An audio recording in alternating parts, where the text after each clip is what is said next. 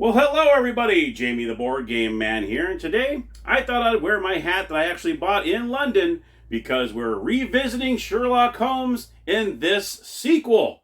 This was made back in 1996 by University Games. It is a 2 to 6 player game, and we got a little mashup between Sherlock Holmes and H.G. Wells' The Time Machine. Yes, it is 221B Baker Street, Sherlock Holmes, The Time Machine.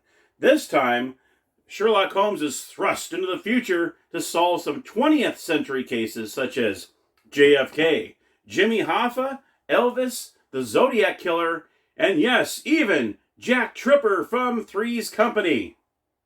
Yes, you heard me right. So let's head on over to the Gamers Table, where I'm going to show you how to play 221B Baker Street, Sherlock Holmes, The Time Machine.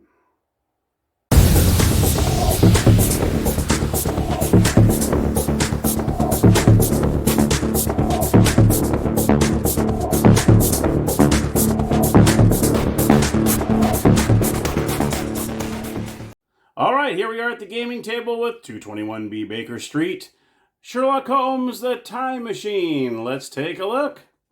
All right, so here are your components of the game. You have your 20 cases it comes with. You also have your solution checklist. It looks a little different than the previous years. You also have your keys and your FBI badges, just like before. You put them in each corner here. You also have the rule book, which also has the clues and the solutions in it. And then you also have, these tokens should look awfully familiar. The same tokens that were in the deluxe edition that I showed you are in here, except for they added the time machine. There it is right there. There is the time machine. Pretty darn cool, huh? All right, and of course it comes with one die to move around. And you can see the board is completely different. We are definitely not in London. We are not in Kansas anymore. We are in the future. We are in the 20th century where you got all these areas that you can choose from to visit. As you can see, you have the little diamonds. This allows you to actually enter that area. You have to enter where these diamonds are. So you got some that you are able to enter from the outside, and some you're only able to enter from the inside.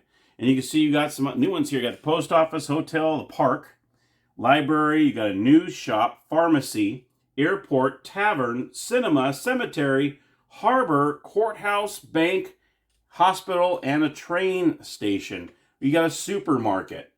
Okay, the only things that you see here that you're kind of going, what are these? These are the time tunnels. You got two of those on the outside. If you decide to enter the time tunnel, allowed to transport anywhere on the board. If you go into the time tunnel, say I want to go to the bank, boom. I want to go to the park, you can go all the way over here. Or if you feel that you have solved the crime, you can actually teleport from the time tunnel straight into the time machine to give your answer. And that's what you have to do in this game, is when you're going around, once you feel that you know the answer to the crime, just like in the deluxe edition that I showed you, that you had to go back to 221B Baker Street and then give your answer. In this game, you go back to the middle where the time machine is, and that is where you enter. You can enter anywhere in here. You can see there's these little areas here. I believe you can enter anywhere in here from any of these angles. I don't think you have to go in where the start is. I believe you can go in anywhere along the circle to get in. Or, like I said, you can take the time tunnel and go directly in to the middle. Obviously, the object of the game is you're going to read what the crime is. Just like in the deluxe version, it has not changed at all. It is very much the same. When you enter into a room, you're going to flip this card over, and you're going to look and see what line item that were, like say you went to the courthouse.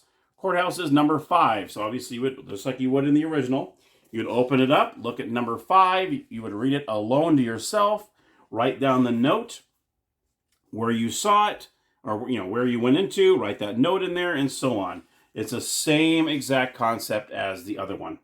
And once you feel like you know the answer, that's when you would go into the time machine. You would say your answer, but then you would go into the book, read the answer, and of course, if you are incorrect, then you are out of the game. If you are correct, then you're allowed to go ahead and read it out loud. And then that's how you win the game. Keys and the badge work exactly the same as the original. If you go ahead and decide, everyone starts off with one of each.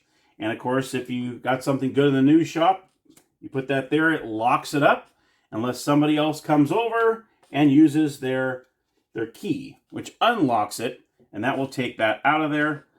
And then, of course, these go back. Actually, these get taken out of the game altogether. And then if you want another one, obviously you just go into the diamonds here. If you need another badge or need another key, you just go right in there where the diamond is, and you can go ahead and snag another one.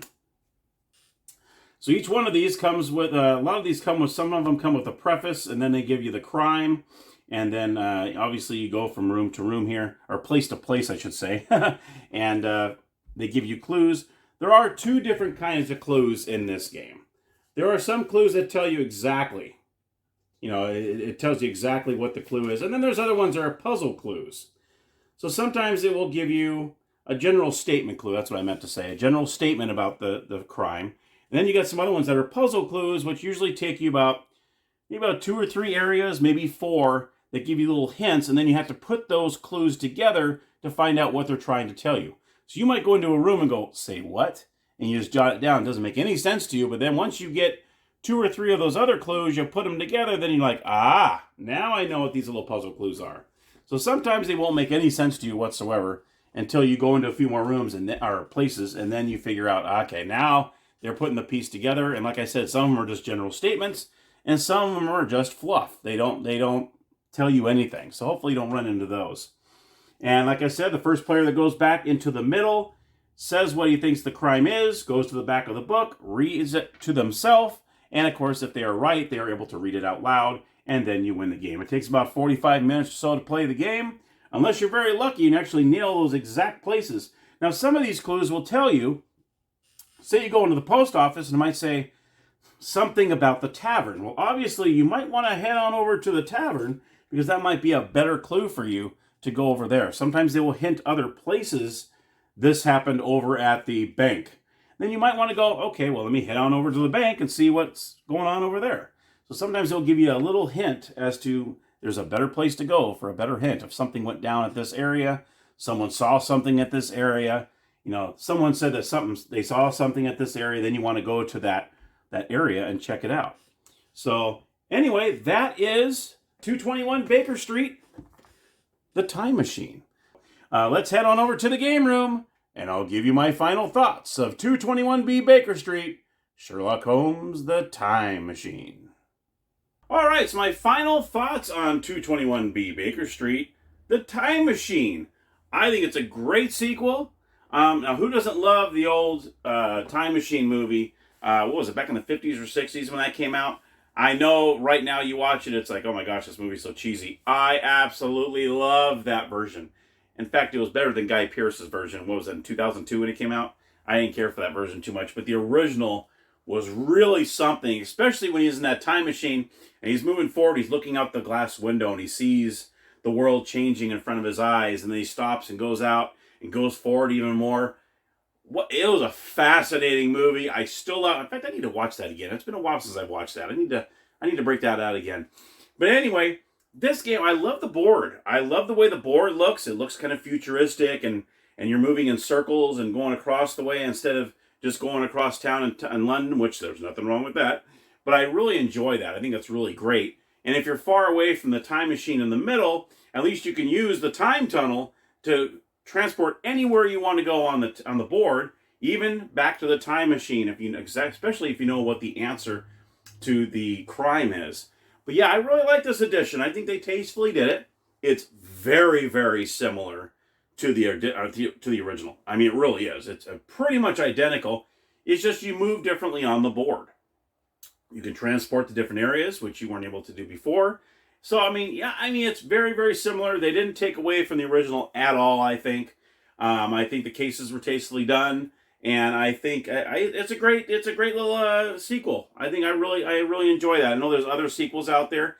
I came across this one by mistake, and I'm like, oh my gosh, I gotta have this. And I was able to get it, and I hope you enjoyed the episode. I'm definitely giving this one a thumbs up for sure, because I like the way it really, really stayed to the original. Didn't go too far out in right field, except for the board's different. But when it comes with a time machine, it's got to look different. It's got to look futuristic. That's the whole theme of the game, as Sherlock Holmes is thrust into the future. Now he has to solve 20th century crimes. And some of the crimes they came up with are great. They're great, great, great. So, but thank you so much for watching. I really appreciate your support as always. And once again, happy gaming.